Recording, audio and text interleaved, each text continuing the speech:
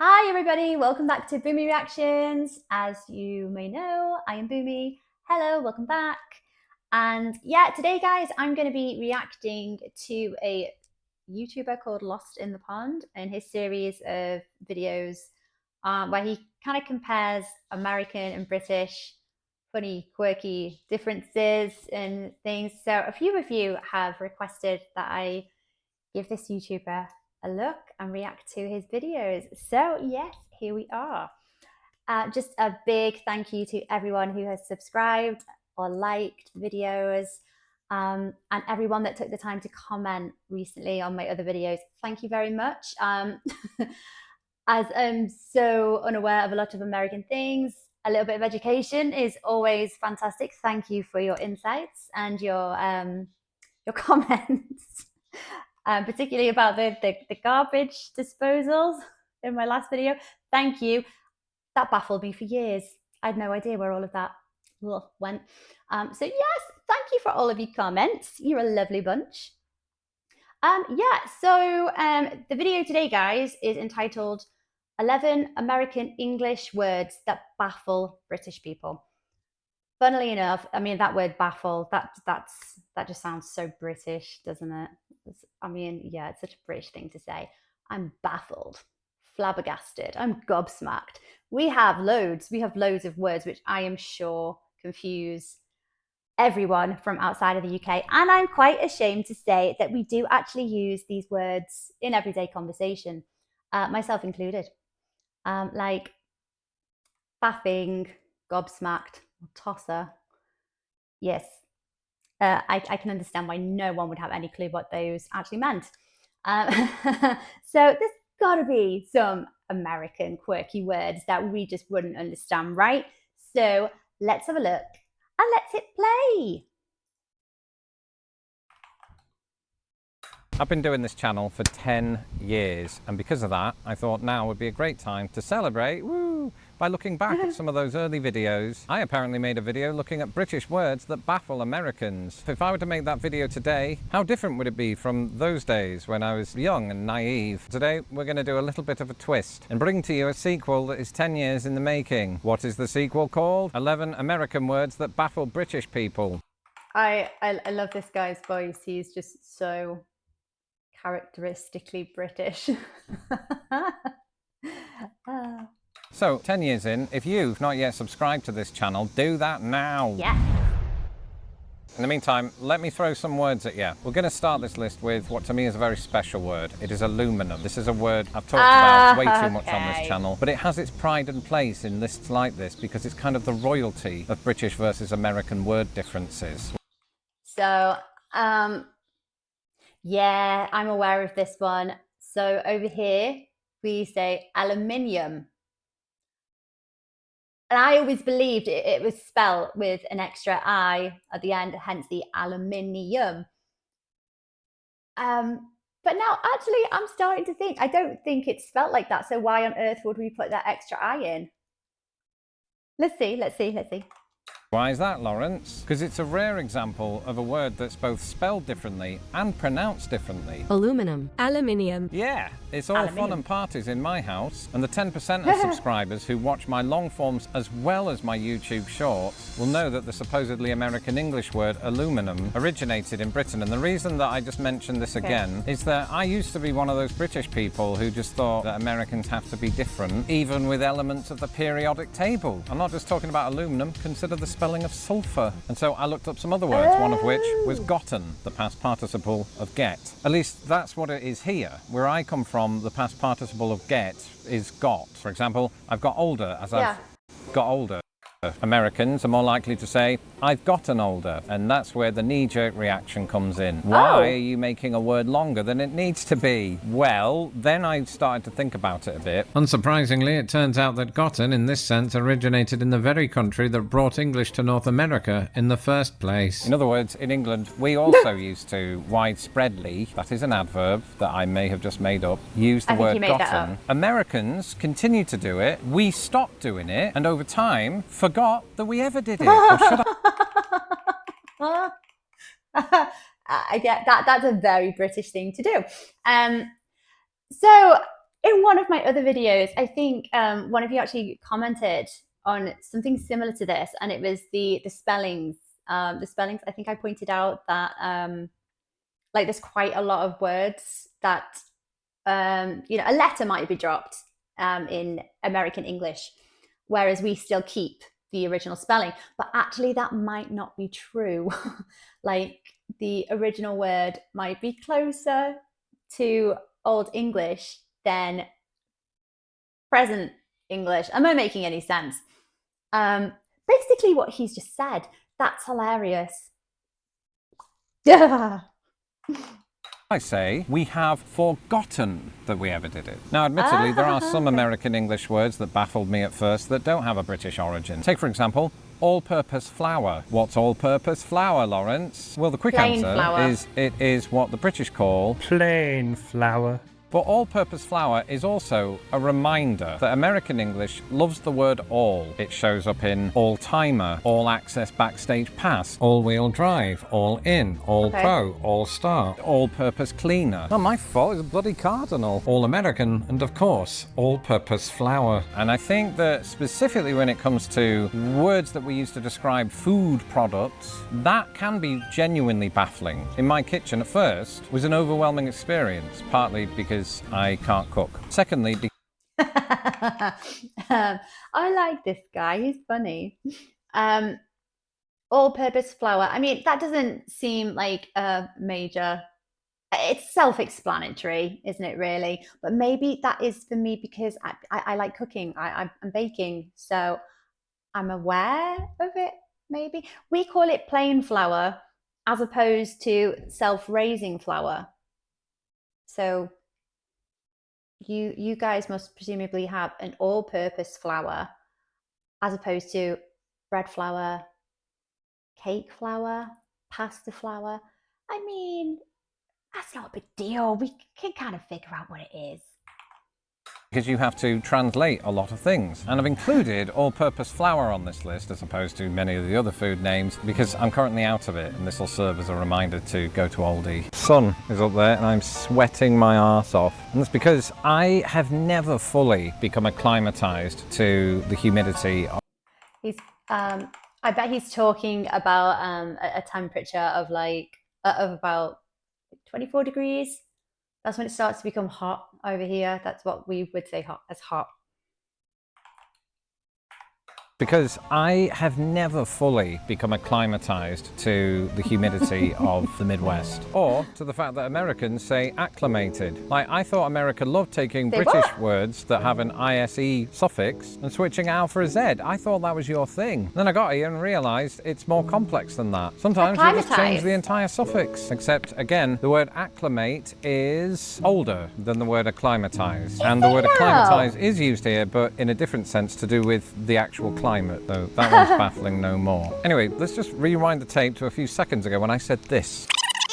And switching out for a Z. I thought that was your thing. Now, I can get away with saying Z because I've lived here for 17 years and I'm a citizen now. But in my former life, the last letter of the alphabet would have been Z. And I wanted to point this difference out in this video because while it might be baffling to British people, I've noticed certain contexts in which British people do say Z. There aren't many people out there calling Beyonce's husband JZ, although Beyonce might, could be their thing, I don't know. And because American discourse seems to dominate the conversation around generations, as in the boomers, Generation X, millennials, and Gen Z, some British people are instinctively pronouncing it the American way. Our Gen Z, that's people under 27, we do kind of say a bit Gen Z. workshop. So, are we baffled by it, or do we just like to point out differences for clicks? I've just realised that's what I'm doing. Anyway, because my mind was in that area of the alphabet, it got me thinking about words that begin with the letter Z, Z. Suddenly, zipper entered my brain, and to my British viewers who are currently baffled by this word, a zipper is one of these things that helps to keep your clothes closed. By saying that after 4 whiskies. To my American viewers wondering, what on earth do you call this in Britain? It's just a zip. And the reason that just sounds like a cute little, you know, like a little pet name for a zip. Yeah, it's a zip, but zipper. I think, to be fair, because I've grown up watching so much, like, predominantly American TV, I think these things don't baffle me so much because I've grown up with them. I'm so used to them. my mom always likes to remind me that when I was a lot younger, I used to come out with things like, "Mom, we need a cross to go on the sidewalk." Excuse my accent, sorry. And yeah, I think that just reflects, I don't know, my generation have just grown up being used to it, so it's not baffling to us, it's not weird. So yeah, or the acclimatize. What was the one that you guys use? We would say to acclimatize. That one did baffle me a bit. I don't even think I was aware of that difference, to be fair. Or whiskies. To my American viewers wondering, what on earth do you call this in Britain? It's just a zip. And the reason that I bring this up is that I think the word zipper, it sounds like something a child would say. As kids, you go on a roller coaster called a Big Dipper. You go swimming in flippers. And this all happens while you're a little nipper. So those are my 2 cents on that word. Now, there's one word in American English that I am baffled by every single time I see it, and that word is realty. You can be driving along these streets here, or any street in America, and you see this word on yard signs everywhere, and it basically just means real estate. That's fine, except the thing that happens to me every time I see it, without fail, is I read it as the word reality. And in American English, that word comes with many footnotes. I think that real estate signs do this on purpose, because a lot of Americans tell me that when they visit Britain, they see similar signs that say to let, as in like to rent or lease out a property. They see it, as do British people, as toilet. Yeah. And that should remind everybody of the power of I. Well, let's go back to what I was talking about earlier when I said that Americans like to make some words longer than they need to be often. So yeah, actually that must look like toilet. I've not given that one much thought, that realty. But I must have seen it, you know, on TV, in films and whatever. So what did I just assume that it said? Like, did I just assume it said real estate? No, no. I was talking about earlier when I said that Americans like to make some words longer than they need to be. Oftentimes this will present in words that could just be often. And I used to think that, Americans that use oftentimes are just trying to sound important, clever, different to the rest of us. But if we look at history, and I think you know where I'm going with this, oftentimes was around in English before Europeans were around in America. In other words, oftentimes, much like gotten, was part of the English language in what is today Britain. Except at some point in history we caught up with the times and removed the suffix times, said it twice. In America it has stuck around, but I will acknowledge that there's a debate even here whether you should say the shortened version or the unnecessary word. Jaywalking is I don't think I was. I'm not aware that that was a thing. So yeah, we would obviously use the word often, but oftentimes it does sound a lot more, not quite medieval, but like old English, doesn't it? There's a bit of a pattern going on here, guys. Like I think the words, like a lot of the words that you guys use, that this guy is saying that it's baffling and it's weird, actually they're more British than English. an interesting word because it's not a respelling of a British word. It's not an alternate to a British word. It's a word for which there is no equivalent in British English. And that's because the UK doesn't have laws prohibiting road crossing at non-designated spots, except on motorways unless you're an idiot. America was at the forefront of the automobile industry, lobbied hard to have legislation passed against people that would jaywalk, in other words, that would cross the road at parts that aren't designated for crossing. And now, I have heard this word, jaywalking, but I don't think, maybe as a much younger version of myself, I never stopped to think what that was. And maybe I thought it was in maybe the context that I'd heard it in. Maybe it was, I don't know, like casually walking drunk along the road. I don't know what I thought jaywalking was. So yeah, this isn't, there's no equivalent in the UK because pedestrians have right of way in all circumstances. It's the laws of the road. So, I mean, it's like you said, though, if you are going to attempt to cross a dual carriageway or a motorway, you're a bit of an idiot if it's not absolutely, if it's not an emergency and you're dicing with death. So this is the thing. Is it a crime? Is jaywalking a crime? Is it an offence? That's a very funny difference to think about. Yeah, we don't have an equivalent word because it's not a thing over here. But really, I mean, it probably should be because it's a bit dangerous. That would jaywalk, in other words, that would cross the road at parts that aren't designated for crossing. And it just became a part of the legal language of the United States in a way that British people don't have to worry about. I think you're always better. Speaking of getting in trouble, America has a word for con artist or swindler that I'd never heard before, and that word is grifter. This word has been used about all sorts of Americans, from business moguls to former reality TV hosts to presidents. And when I first heard it, I got the complete wrong end of the stick, and I think it's because it sounds like the word grafter. So when I hear sentences like he or she is a grifter... do you know what? I even knew what he was going to say before he actually said that. Over here, we would refer to a hard worker or somebody who, works hard or, generates a lot of business for themselves, as a grafter, a hard worker. And grifter sounds a lot like grafters. So I've just done exactly what this guy has done. I've just kind of assumed that they're the same thing. But no, a grifter is a hack, a con artist.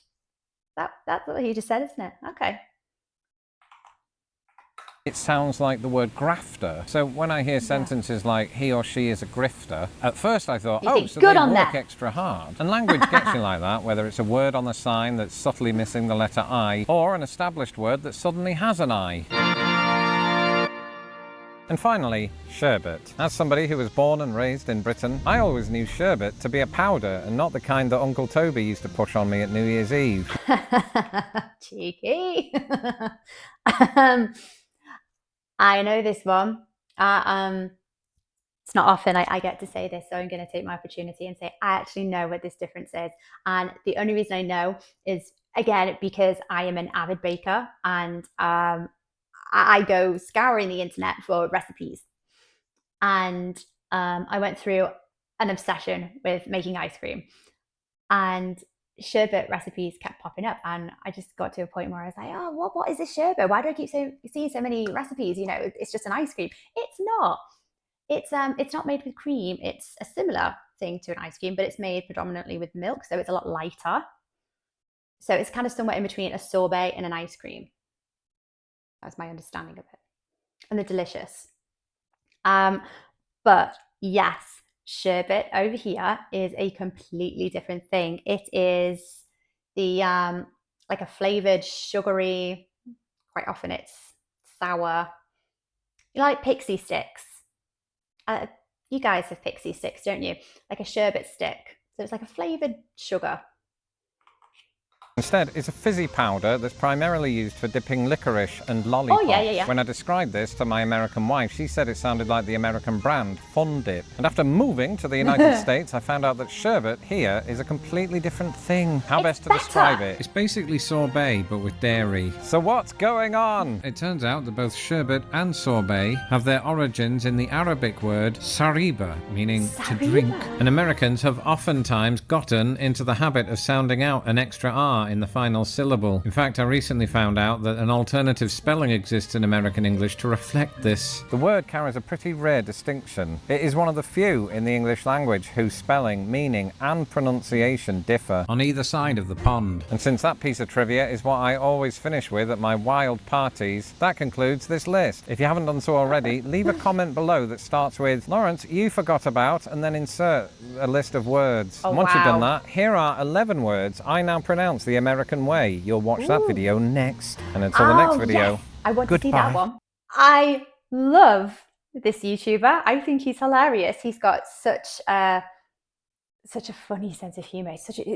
Everything about him is so British. Oh, he's good fun to watch. yeah, I didn't think he was going to end with the Sherbet one. I thought we had a few more minutes to go on that video. Yes. So there's a handful of words, isn't there? I'm sure under the comments of his video, he might have regretted saying that, because there's probably a list of like a few hundreds of words that he's left out and needed to add to that list.